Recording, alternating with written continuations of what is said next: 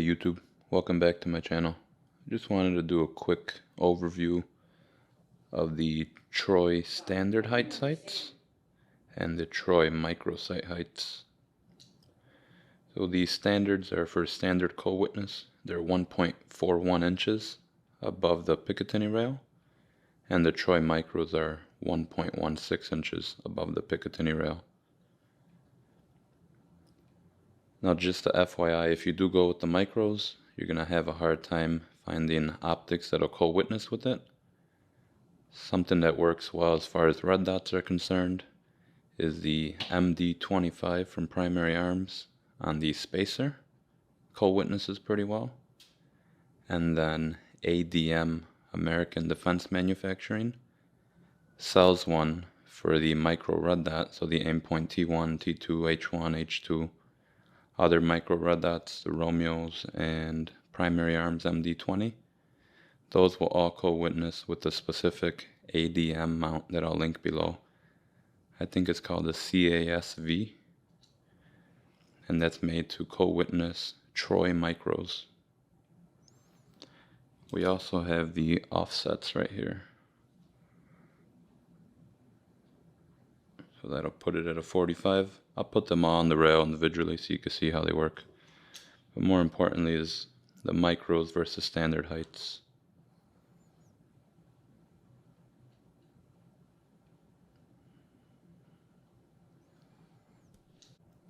First up is the standard height Troys. And yes, I got the FDE in the back because it was about $20 cheaper. Just gonna spray paint it anyway. I don't like all the patents that Troy puts on the front of it. Other than that, to me these are the best sights I've ever felt. They are better than the M-Bus Pros in my opinion. The M-Bus Pros are nice because they have the windage and elevation adjustment built in.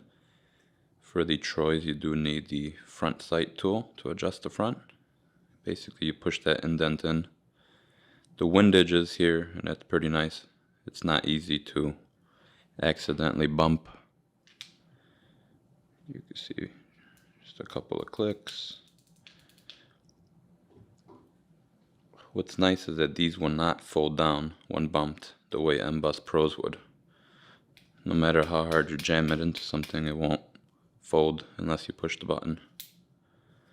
Now they don't auto deploy, but that's fine because they feel very well built.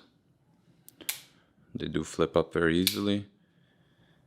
It has the large aperture. Of course this sight radius is too small to be usable. And the small aperture.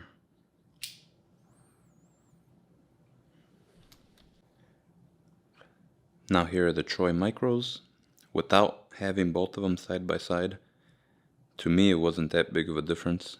I mean, your cheek has to go up a 1/4 inch, which could make or break it, but nowadays honestly everyone's running optics so high that the traditional cheek weld is almost no more. I was going to go with the micros. I love the way they felt for my application, but I also love the way the EOTech feels. So the only way to run the EOTech as of 2021 is to just go with the standard heights. And for me it's worth it to have irons that are actually usable when you have an optic on.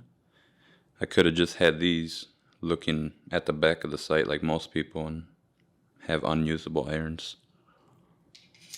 So here they are, side by side. Both of these sights screw on here, and once they're screwed on tight, this one moves because I didn't put it on tightly.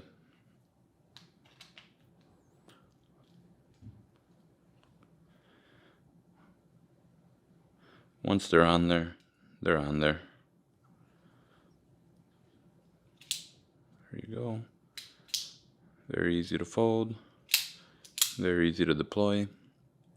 This is the HK style front post on all of them, just because I really like the sight picture it gives you for a CQB, the way that both of them line up nicely.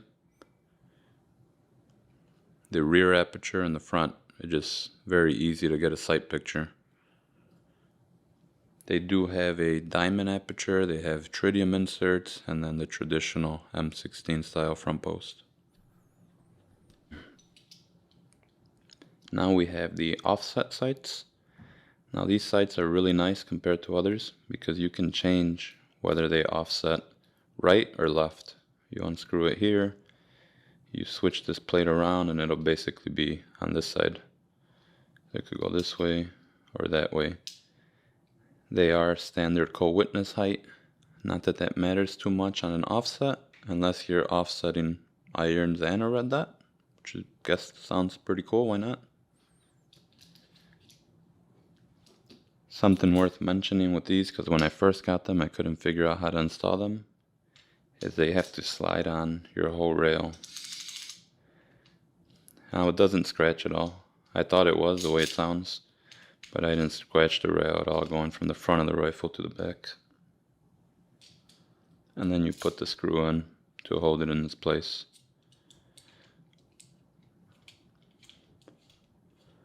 I'm not going to tighten it all the way. Same for the front sight. You slide it into your desired spot, and then you put the screw to hold it in the Picatinny rail. So, there you go.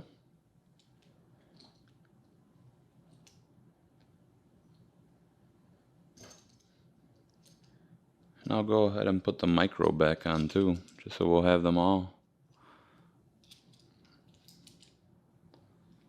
sitting nicely.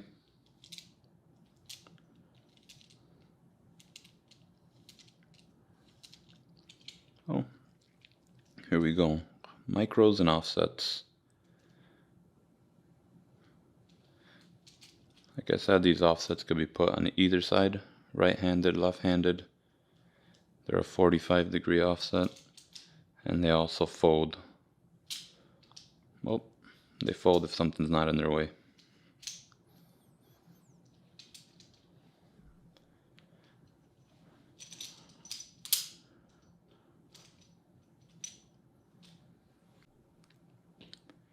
Here it is. Now we'll fold them without any obstructions.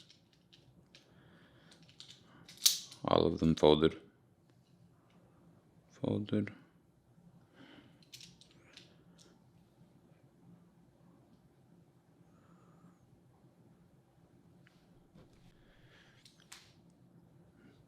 Just the offsets.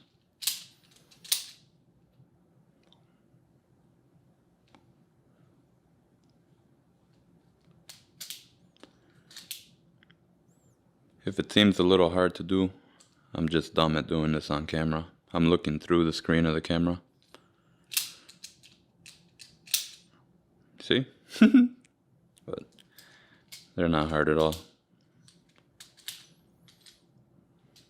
There we go. And if you tighten them down nicely, they won't move at all.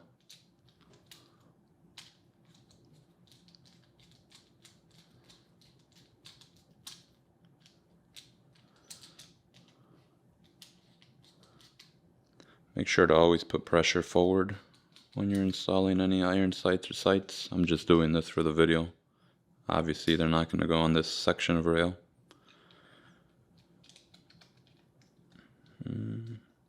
Oh, that one's loose at the base. There we go.